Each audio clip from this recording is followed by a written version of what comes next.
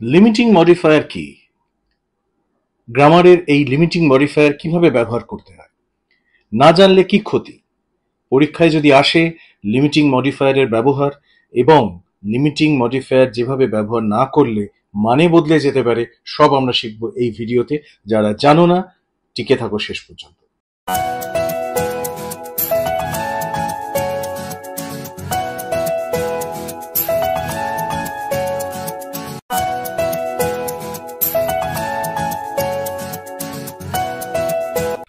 নমস্কার, welcome to my YouTube channel English with PB sir. আজকে একটা বিশেষ রিকোয়েস্টের কারণে এই ভিডিওটা করা। আমার এক বন্ধু, ইউটিউবের বন্ধু, শিক্ষার্থী, সে আমাকে রিকোয়েস্ট করেছে। আমি পড়েই দিই, স্ক্রিনে দেখো তার রিকোয়েস্টে রয়েছে, sir keep uploading videos on all limiting modifiers like only, merely, just, purely, hardly, often, scarcely, barely, even, alone, too, as well, with all positions in their sentences and their difference. Please help. তো আমায় এই রিকোয়েস্টটা করার জন্য তাকে ধন্যবাদ, এবং অমিতাভ বোস, তাকে ধন্যবাদ, এবং তার এই রিকোয়েস্টের জন্য এই রিকোয়েস্ট ভিডিওটা করা। খুব মন দিয়ে তোমরা সবাই দেখো, কারণ খুব গুরুত্বপূর্ণ একটা টপিকের কথা বলেছে, যেটা আমরা অনেকেই নেগলেক্ট করি, অ্যাভয়েড করি এবং ভুল করি। So let's begin. Limiting modifier কি সেটা বলবার আগে বলে নিই যে আমরা প্রতিদিন যে শব্দগুলো ব্যবহার করে সেন্টেন্সের যে সাবজেক্ট, যেটা আমি বলতে চাইছি, সেটাকে একেবারে পার্টিকুলার করি, পিন পয়েন্ট করি। তো সেই যে মডিফায়ার গুলো, সেগুলোকে বলা হয় লিমিটিং মডিফায়ার। এক্সাম্পল ছাড়া বুঝবে না, আমিও জানি। তো আমি খুব সহজ একটা এক্সাম্পল দিয়ে শুরু করি। ফার্স্ট হচ্ছে অনলি। অনলি মানে একমাত্র, কেবলমাত্র আমরা ব্যবহার করি, কিন্তু দেখো এটাকে তিন ভাবে ব্যবহার করা যায়, এবং তিন ভাবে ব্যবহার করলে সেন্টেন্সের মানে কেমন বদলায়। দেখো, only she knows the truth.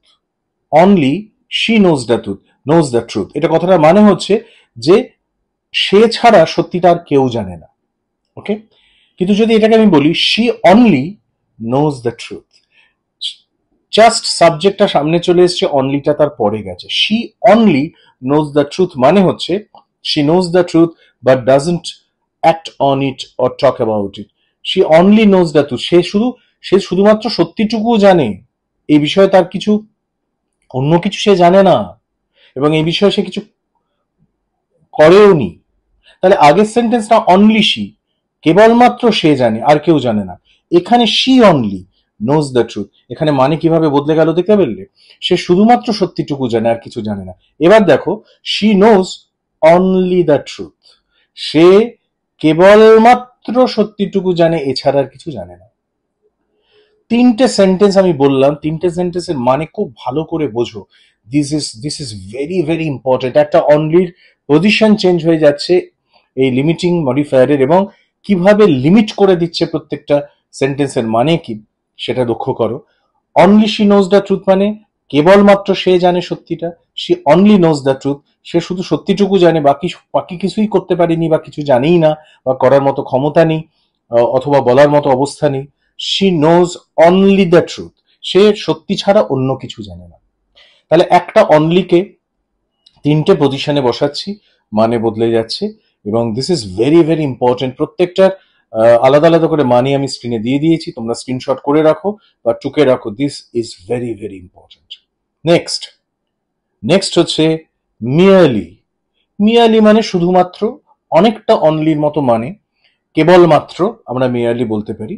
দেখো এক্সাম্পল কি, he is merely a messenger, সে কেবলমাত্র, just a messenger, not the person who made the decision, যে সেই লোক নয় যে ডিসিশন নিয়েছে, এই লোকটা শুধুমাত্র মেসেজটা আমাদের ডেলিভার করতে এসছে। ওকে, পরের sentence, she merely ask a question, সে শুধুমাত্র কোয়েশ্চেনটা জিজ্ঞেস করেছে, সে আর কিছু করেনি। She did nothing more than ask a question, কেবলমাত্র কোয়েশ্চেন জিজ্ঞেস করছে, কেবলমাত্র একজন মেসেঞ্জার, তার বেশি কিছু নয়। এরকম যখন ব্যবহার করি, তখন আমরা মিয়ারলি ব্যবহার করি। দুটো এক্সাম্পল দিয়ে বুঝিয়ে দিলাম। Next.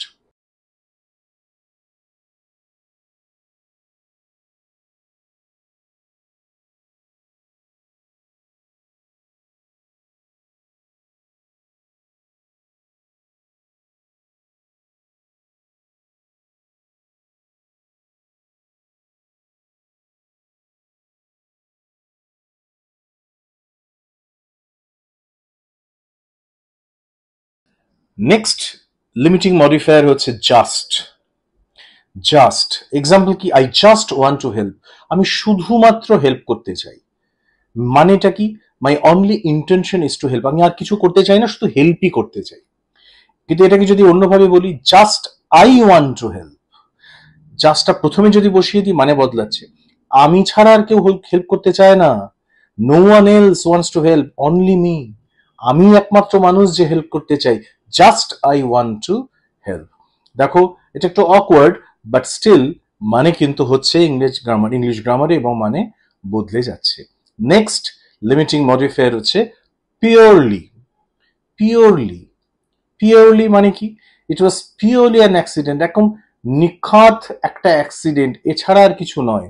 It was purely an accident, এটা নিখাত একটা দুর্ঘটনা ছাড়া কিছু নয়। অর্থাৎ মানেটা কি, ইট ওয়াজ এন্টায়ারলি অ্যান অ্যাক্সিডেন্ট, অ্যাক্সিডেন্ট ছাড়া এর মধ্যে কোনো ইন্টেনশন বা কোনো ইচ্ছাকৃত কোনো ঘটনা এটা নয়। কিন্তু যদি আমি বলি she did it purely out of kindness, she did it purely out of kindness মানেটা কি হবে, her action was completely motivated by kindness, সে শুধুমাত্র দয়া পরবশ হয়েই এই কাজটা করেছে, শুধুমাত্র। দেখো অনলি, মেয়ারলি, পিওরলি মানে কিন্তু কাছাকাছি, কিন্তু ব্যবহারের জায়গাটা বদলাচ্ছে। সো এই দুটো এক্সাম্পল তোমরা মনে রেখো। পিওরলি আউট অফ কাইন্ডনেস মানে নিখাদ ভাবে শুধুমাত্র দয়া পরবশ হয়েই কাজটা করেছে। Next hardly. Hardly is a very very tricky limiting modifier. কিরকম, হি কুড হার্ডলি স্পিক, এই কথাটা মানে হচ্ছে she cannot speak, she is unable to speak, সে কথা বলতে পারে না। হার্ডলি যখনই তুমি ব্যবহার করবে সেন্টেন্সে এরকম ক্ষেত্রে, ঠিক ভার্বের আগে, মানে হচ্ছে নেগেটিভ, কমপ্লিটলি নাবাচক sentence. she could hardly speak মানে সে কথা বলতে পারে না। Next, they hardly ever visit us, তার মানে they rarely visit us or infrequently visit us, বা একেবারেই ভিজিট করে না। ওকে, তাহলে হার্ডলি কখন বসে, আমি যদি বলি আই হার্ডলি হেট ইউ, মানে আমি তোমাকে একেবারেই হেট করি না। আই হার্ডলি লাভ ইউ মানে আমি তোমাকে একেবারেই ভালোবাসি না। I hardly make any mistake, আমি একেবারেই কোনো মিস্টেক করি না, করলেও খুবই রেয়ার, অর্থাৎ খুবই রেয়ার এবং একেবারেই না, এই সেন্সে কিন্তু হার্ডলি বসে। আজকের ভিডিওর শেষ limiting modifier often, OFTEN, often. Often মানে, অফেন মানে মাঝে মাঝে। Okay, he often forgets his keys, সে মাঝে মাঝে ভুলে যায় তার চাবিটা, অর্থাৎ মানে হচ্ছে he forgets his keys frequently, মাঝে মাঝেই সে তার চাবিটা ভুলে যায়, ফ্রিকুয়েন্টলি ভুলে যায়, মাঝে মাঝেই ভুলে যায়। Often she goes for a walk in the morning, মাঝে মাঝে সে সকালবেলায় ঘুরতে যায়, ফ্রিকুয়েন্টলি ঘুরতে যায়, অফেন মানে একটা নিয়ম মেনে ঘুরতে যায়। একটা নোট আছে, although often suggest frequency, it limits by indicating not always, so it narrows the extent of something.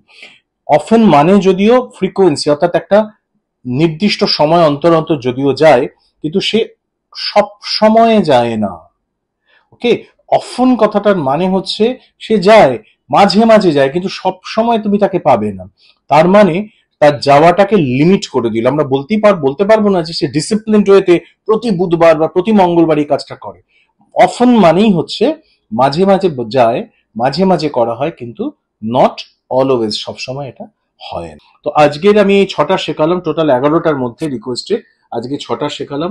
কেন আমি ভেঙে ভেঙে করছি, এত বড় ভিডিও দেখার মতো সময় অনেকে থাকে না, ধৈর্য থাকে না, মনে রাখার মতো অবস্থা থাকে না, সেই জন্য ভিডিও ভেঙে ভেঙে দেওয়া হচ্ছে। তোমরা এই 6টা মডিফায়ারের যে বিভিন্ন রকমের পারমুটেশন কম্বিনেশন করে আমরা ইউজ করলাম, সেগুলোকে টুকে রাখো, দেখো। ঠিক নেক্সট ভিডিওতে বাকি আরো 6টা নিয়ে আমি আসছি। ততক্ষণ পর্যন্ত পড়াশোনা করতে থাকো, শিখতে থাকো, দেখতে থাকো, কমেন্ট করতে থাকো। আমার ভিডিও যদি ভালো লাগে শেয়ার করতে থাকো এবং নিজের লক্ষ্যের দিকে এগিয়ে যাও। পিবি স্যারের সঙ্গে থাকো, ভিডিও দেখতে থাকো, কারণ প্রত্যেকটা ভিডিও পরীক্ষার সাথে রিলেটেড।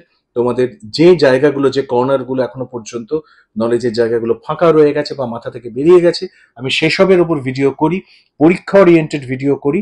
মন দিয়ে যদি সবকটা ভিডিও দেখো, ডেফিনেটলি তোমাদের কাজে লাগবে। আজকে এটুকুই। Wait for the next video. Thanks for being with me today. By.